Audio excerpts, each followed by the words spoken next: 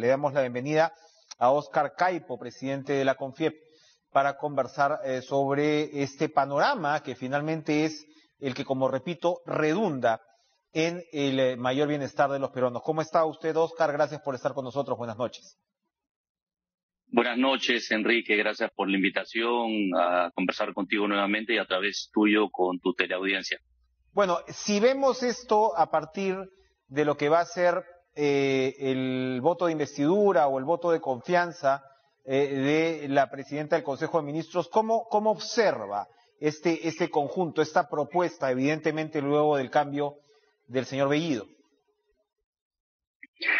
Bueno, estaba escuchando al entrevistado anterior, el congresista Anderson, y efectivamente el cambio de premier genera, digamos, unas formas diferentes de relacionarnos, ¿no? Que son muy importantes para comenzar el poder conversar, el poder dialogar, ¿no? Y el poder, importante también el respeto a las instituciones, independientemente de la preferencia política o la ideología, ¿no?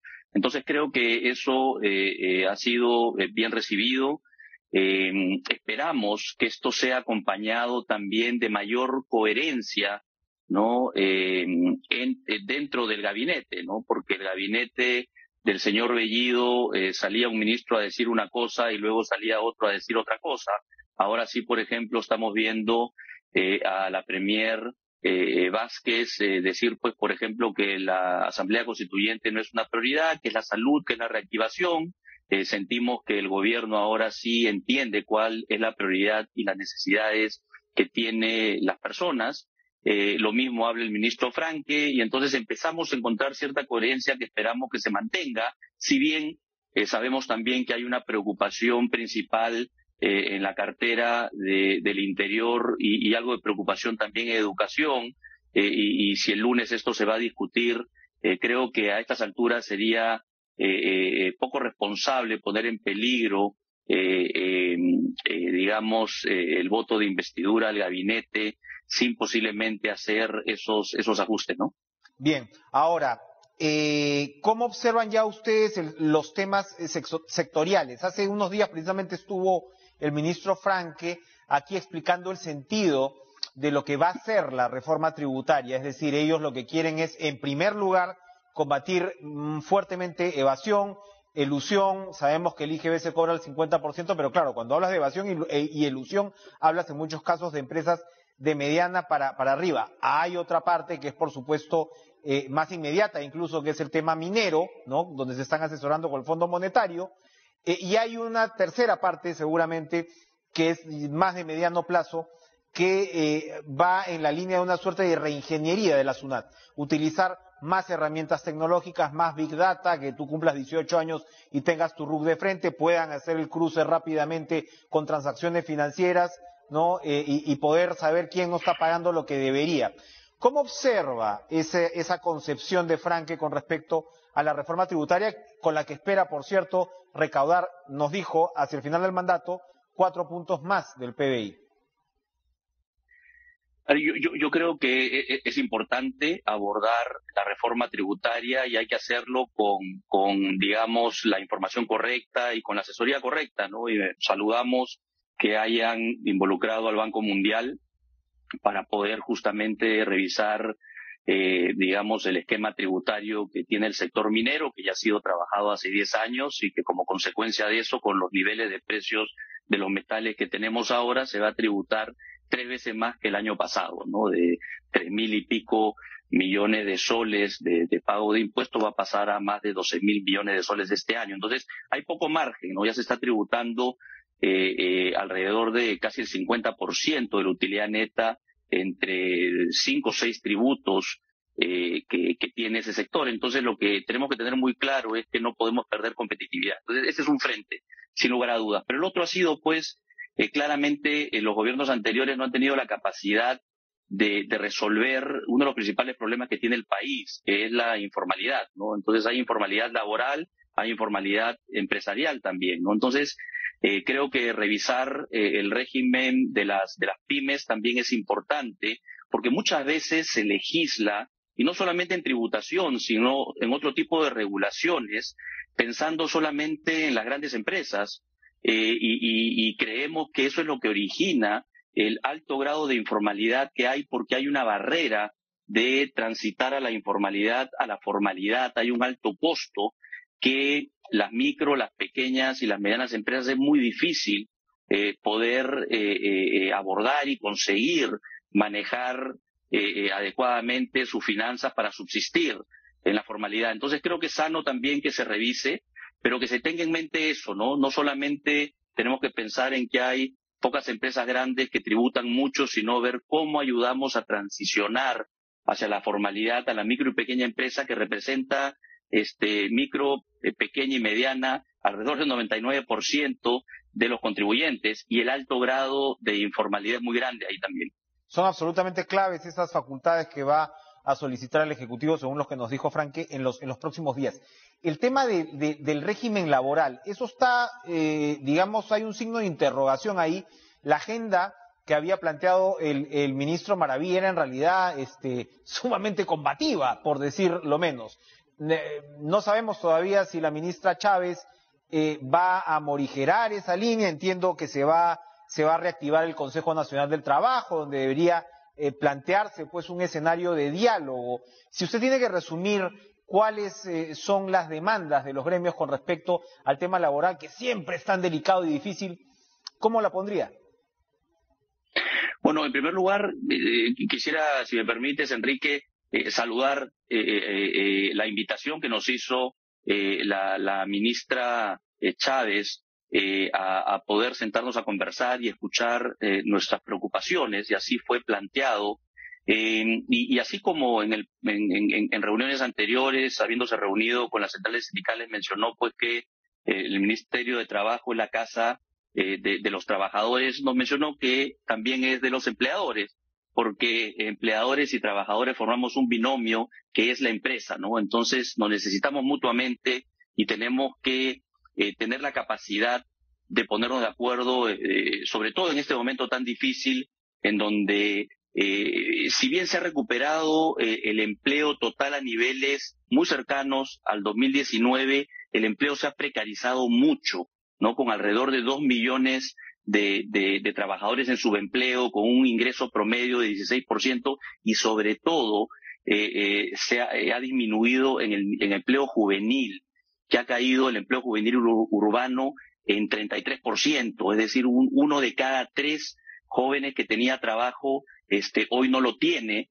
y nosotros sabemos que en tiempos normales, en los últimos 5 años, ¿no?, entraban casi 300.000 jóvenes a la PEA, y solamente teníamos la capacidad de generar empleos para 100.000. Entonces es un gran desafío, Enrique, el que tenemos acá, y creo que es muy sana la propuesta de la ministra de convocar después de muchos años al Consejo Nacional del Trabajo para que podamos dialogar ahí, ¿no? Y porque es importante entender que cuando alguien llega a una posición como un ministerio, se convierte en autoridad, y particularmente en el Ministerio de Trabajo tiene que haber un equilibrio, ¿no? No podemos traer una agenda escuchando solamente a una parte y no a la otra, cuando empleadores y trabajadores pues creamos ese binomio que comenté al inicio. Entonces, creemos que va a ser importante ahí tratar temas relevantes, como hay una propuesta de elevar el salario mínimo. El ministro Franque ha dicho que no es el momento. Nosotros pensamos que hay que mirarlo también con mucha cautela, porque necesitamos generar puestos de trabajo y ojalá empleo formal, que es lo que más se necesita hoy en día, ¿no?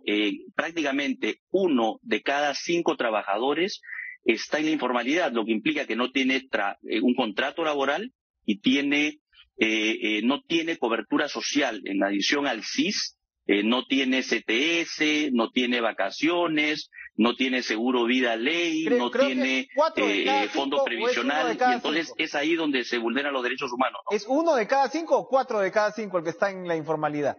Perdón, 4 de cada 5. 1 de cada 5 está en la formalidad. Gracias, exacto, Enrique, por la precisión. Exacto, y eso es importantísimo, porque me parece que lo hemos comentado antes con usted, cómo hacer avanzar la agenda laboral, ¿no? Porque de un lado hay efectivamente una mirada sindical, ¿no? Y claro, sabemos que ojalá el derecho a la sindicalización estuviera generalizado, etcétera, pero el hecho es que es un número muy pequeño de personas que, como usted señala, además cuenta con todos los derechos, y por el otro lado está la crítica de quien dice, bueno, el empresariado quiere pues mano de obra barata. Usted se ha referido a los jóvenes, hablamos tanto de los jóvenes, son los principales perjudicados, son los que peor empleo tienen.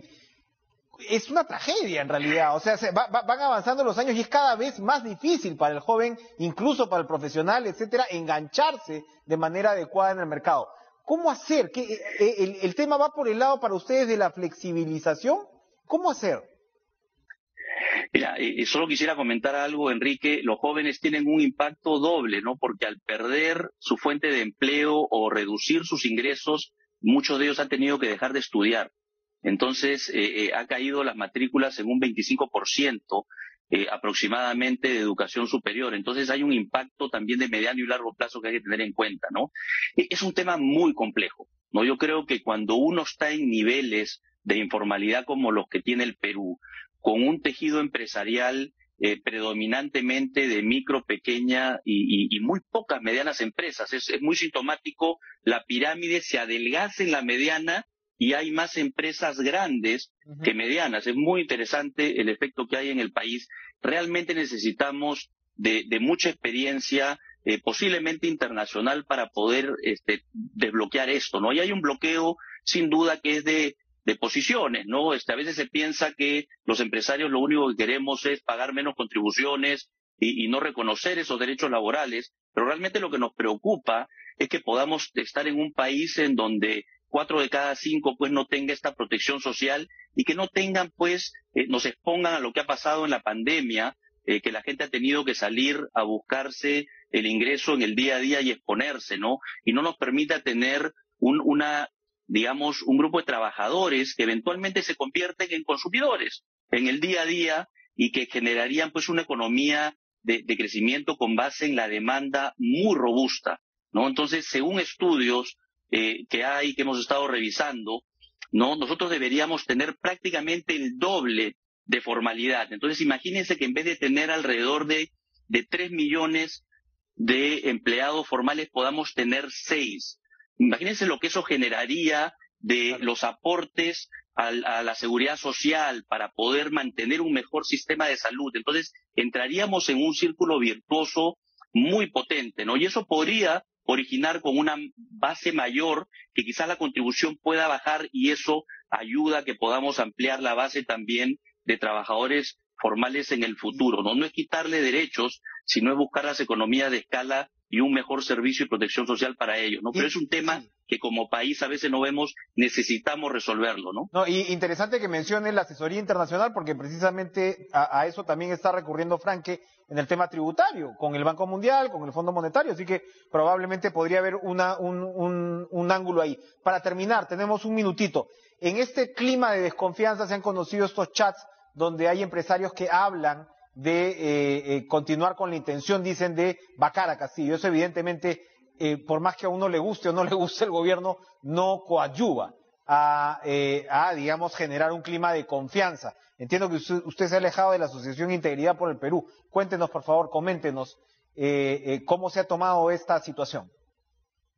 Sí, bueno, son dos situaciones diferentes.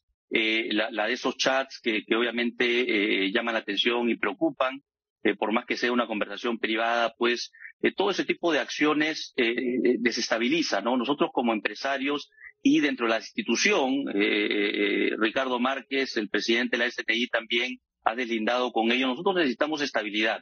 O sea, hemos tenido ya durante los últimos 5 años, 4 presidentes, 2 congresos. Si nosotros justamente estamos buscando que se entienda pues que una asamblea constituyente no es ni necesaria y menos pertinente en este momento, cualquier movimiento que traiga más inestabilidad justamente no nos permite tener los niveles de confianza necesarios para seguir invirtiendo, retomar el crecimiento y generar empleo, ¿no? Entonces, creo que es muy importante que estemos enfocados en eso, en salir de esta situación tan difícil que tiene el país, ¿no? El tema, digamos, que me involucró a mí fue un tema desafortunado. Me invitaron para ayudar a aportar mi experiencia desde la firma donde trabajo, KPMG, pero también desde Empresarios por la Integridad, que trabajamos para promover valores en el empresariado, para una iniciativa de valores ciudadanos. Lamentablemente tomé conocimiento pues a través de las redes sociales que en esa misma plataforma se estaban promoviendo una serie de iniciativas políticas. Nosotros somos apolíticos, esta era una participación mía a título personal, pero obviamente tengo que cuidar no solamente por lo que a mí como persona es relevante, importante, sino también lo que yo represento desde el punto de vista de CONFIEP y Empresarios por la Integridad, y obviamente mi trabajo diario. Vale la aclaración. Gracias, Óscar Caipo, presidente de CONFIEP, por acompañarnos esta noche. Por supuesto, esperamos contar con otras voces, entre ellas la de la ministra Betsy Chávez. Sería interesante también plantear la agenda desde esa perspectiva. Gracias, Óscar Caipo. Vamos a ir a una pausa.